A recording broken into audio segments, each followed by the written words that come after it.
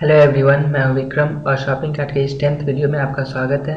इस ट्यूटोरियल में हम प्रोडक्ट फंक्शन को डेवलप करेंगे, लेकिन उससे पहले हम आप सभी को सॉरी कहना चाहते हैं क्योंकि मैंने इतने दिनों से कोई ट्यूटोरियल नहीं दिया है। एक्चुअली मैं थोड़ा बिजी था। तो चलिए अब हम प्रोडक्ट फंक्शन को डेवलप करते हैं। उसके कुछ खासियत हम देख लेते हैं। फिलहाल ये देखिए, जब भी हम ऐड टू कार्ट पे क्लिक करते हैं तो ये हमें cart.php पेज पे लेकर चला जाता है, ठीक है। लेकिन फुल्ली डेवलप वेबसाइट में देखिए कि जब भी हम ऐड टू कार्ट पे क्लिक करते हैं तो ये हमें प्रोडक्ट का नाम, इसका क्वांटिटी, इसका प्राइस और ये ऐड, डिलीट या फिर उसे डिक्रीज़ करने का फंक्शनैलिटी हमें देता है। तो चलिए इसी फंक्शन को हम डेवलप करते हैं। लेकिन उससे पहले हम एक चीज़ में सुधार करना चाहते हैं। ये देखिए, जब भी हम प्रोडक्ट को ऐड करते हैं कार्ट में तो ये देखिए यहाँ पे ब्लैंक दिख रहा है, ठीक है। और जब हम इसे दूसरी बार क्लिक करते हैं तो ये 1 होता है। ऐसा इसलिए क्योंकि मैंने यहाँ पे plus plus post increment operator का यूज़ किया है, ठीक है। तो इसे हम सुधार करके इसे प्लस इक्वल्स टू कर देते हैं ताकि ये फर्स्ट टाइम में ही इंक्रीज़ हो जाए। चलिए इसे फिर से चेक करते हैं और ये देखिए ये इंक्रीज़ हो रहा है, ठीक है।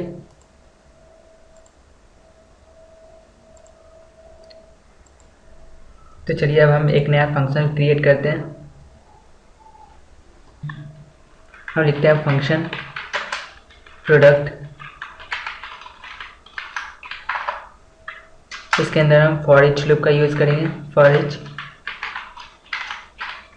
$_session as $name equals to greater than $value। मैं यहाँ पे क्या कर रहा हूँ, जब भी हम सेशन में कोई वैल्यू को डालते हैं, जैसे मैंने यहाँ पे सेशन में डाला है cart1 या cart2, जो भी आईडी होता है, ठीक है। तो जैसे मैंने सेशन में cart1 को ऐड किया या cart2 को ऐड किया, ठीक है।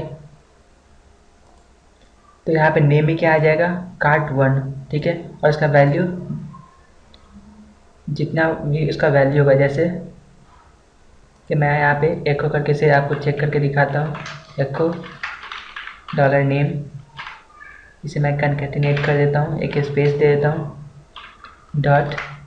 $value और एक ब्रेक लगा देता हूँ।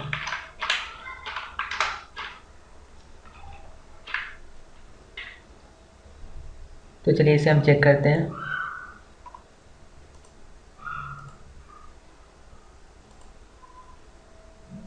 और मैंने इस फंक्शन को यहाँ पे कॉल नहीं किया है, तो चलिए इसे कॉपी कर लेते हैं और इसे हम असाइड सेक्शन में जाके इसे कॉल करते हैं। इसके लिए हम PHP सिंटैक्स का यूज़ करेंगे और इस फंक्शन को कॉल कर लेते हैं, ठीक है। और ये देखिए cart1 और इसका वैल्यू 1, मतलब ये $name में ये cart_1 सेव हो जाएगा और ये वैल्यू इसका 1 है। अगर मैं फिर से इस पर क्लिक करूँगा तो ये देखिए इसका वैल्यू चेंज होकर के 2 हो गया है। मतलब $name में cart_1 आ जाएगा और वैल्यू में 2। अगर मैं दूसरे प्रोडक्ट पे क्लिक करता हूँ तो ये देखिए $name में cart2 आ जाएगा और उसका वैल्यू 1, ठीक है। तो आप समझ गए होंगे कि $name और $value में क्या स्टोर हो रहा है। तो चलिए अब हम इस लाइन को यहाँ से हटा देते हैं और इसकी जगह पे एक इफ़ कंडीशन यूज़ करते हैं। इफ़ $value, मतलब जो भी यूज़र प्रोडक्ट खरीद रहा है और वो 0 से बड़ा है, ठीक है। तो मैं यहाँ पे एक और इफ़ कंडीशन यूज़ करूँगा। इफ़, और इसके अंदर मैं लिखता हूँ substr, और ये फंक्शन इनबिल्ट फंक्शन है और ये 3 पैरामीटर लेगा। स्ट्रिंग $name, स्टार्टिंग पॉइंट यहाँ पे 0 और ending point 5 equals to cart_। और यहाँ पे मैं क्या कर रहा हूँ कि यहाँ पे मैं क्रॉस चेक कर रहा हूँ कि हो सकता है सेशन में, यहाँ पे फ़िलहाल तो सेशन बस cart_1 या 2 या 3 या 4 हो सकता है। लेकिन अगर आप बड़े वेबसाइट पर काम कर रहे हैं तो वहाँ पे यूज़र नेम या उसका पासवर्ड ये सब भी सेशन में डाला हुआ होता है, ठीक है। तो मुझे यहाँ पे सिर्फ कार्ट अंडरस्कोर से मतलब है, यूज़र नेम और पासवर्ड से नहीं। इसलिए मैं यहाँ पे क्रॉस चेक कर रहा हूँ कि ये सिर्फ कार्ट अंडरस्कोर अगर सेशन में है तो ही ये वैल्यू काम करे, ठीक है। और सब str एक इनबिल्ट फंक्शन होता है जो 3 पैरामीटर लेता है। अगर मुझे किसी भी स्ट्रिंग से और कुछ स्पेसिफिक वैल्यू को अलग करना है, जैसे मान लीजिए यहाँ पे क्वांटिटी है, ठीक है, ये एक स्ट्रिंग है और इसमें से मुझे सिर्फ क्वांट अलग करना है, ठीक है। अगर मुझे क्वांट अलग करना है तो मैं इस सब str फंक्शन का यूज़ करके मैं यहाँ पे इस क्वांट को अलग कर सकता हूँ इस क्वांटिटी से, ठीक है। अगर मैं लिख दूंगा, अगर मैं यहाँ पे लिखता हूँ सब str और ये 3 पैरामीटर लेगा, इसके अंदर मैं लिखता हूँ क्वांटिटी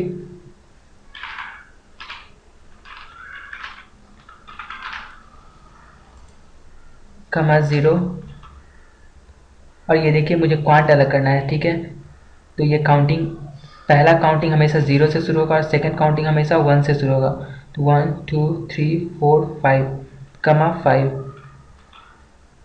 ठीक है। अब मैं इसे एको कर देता हूँ, सेमीकोलन, और इसे मैं चेक करता हूँ और ये देखिए 2 बार क्वांट लिख दिया क्योंकि ये लूप 2 बार चला है, क्योंकि मैंने सेशन में 2 वैल्यू को डाला है, इसलिए ये लूप 2 बार चला है, ठीक है। मैं यहाँ पे एक ब्रेक लगा देता हूँ।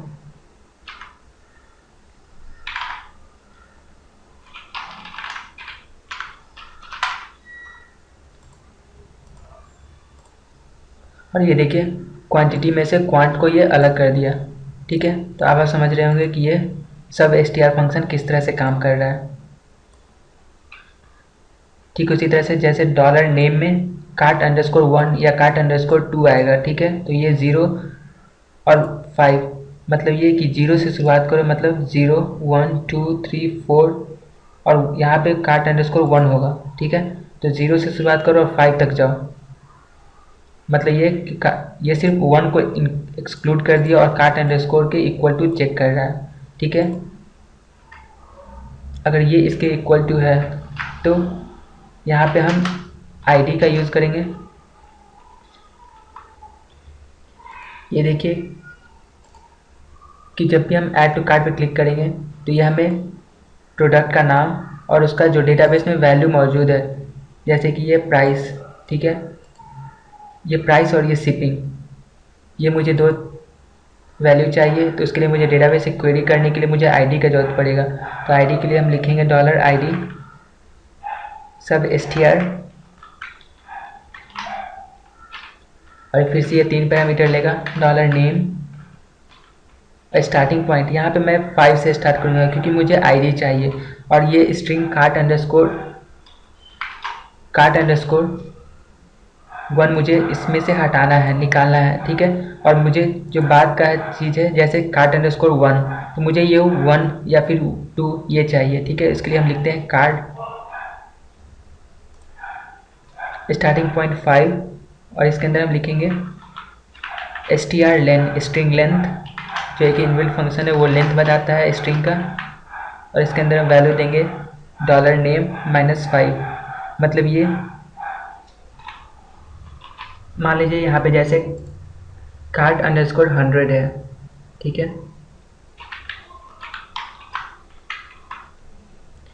तो मैं यहाँ पे कह रहा हूँ कि बस -5 मतलब ये कि cart_100 में से माइनस cart_ को कर दो, ठीक है। तो ये बचेगा सिर्फ 100। मान लीजिए यहाँ पे cart_12 है, ठीक है। तो यहाँ पे मैं कह रहा हूँ कि cart_ को हटा दो, मतलब आईडी में 12 चला जाएगा, ठीक है। होपफुली आप समझ रहे होंगे कि मैं यहाँ पे क्या कर रहा हूँ, ठीक है। तो यहाँ पे मैं सेमीकोलन दे देता हूँ और यहाँ पे एको करता हूँ $id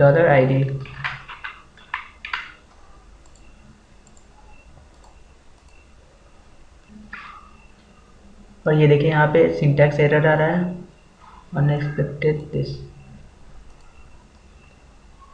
तो सबसे पहले मैं इसे छोटे ब्रैकेट में डाल देता हूँ।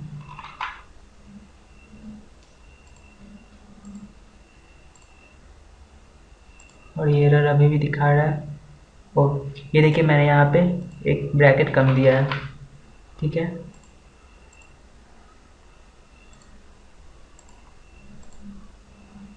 और ये देखिए यहाँ पे 12 आ रहा है, ठीक है। तो आप समझ रहे होंगे कि किस तरह से काम कर रहा है। एक्चुअली ये 12 नहीं बल्कि ये 1 और 2 है, ठीक है। कार्ट 1 और कार्ट 2। अगर मैं तीसरा प्रोडक्ट को ऐड करता हूँ तो ये देखिए ये 6 आ रहा है, क्योंकि मैंने 6 प्रोडक्ट पे क्लिक किया। ये देखिए मैं तीसरा प्रोडक्ट पे क्लिक किया हूँ तो ये देखिए 3 आ रहा है, ठीक है। तो अब आप समझ रहे होंगे कि ये किस तरह से काम कर रहा है। तो चलिए हम नेक्स्ट ट्यूटोरियल में डेटाबेस से क्वेरी करेंगे। तब तक के लिए good bye and don't forget to subscribe to my channel.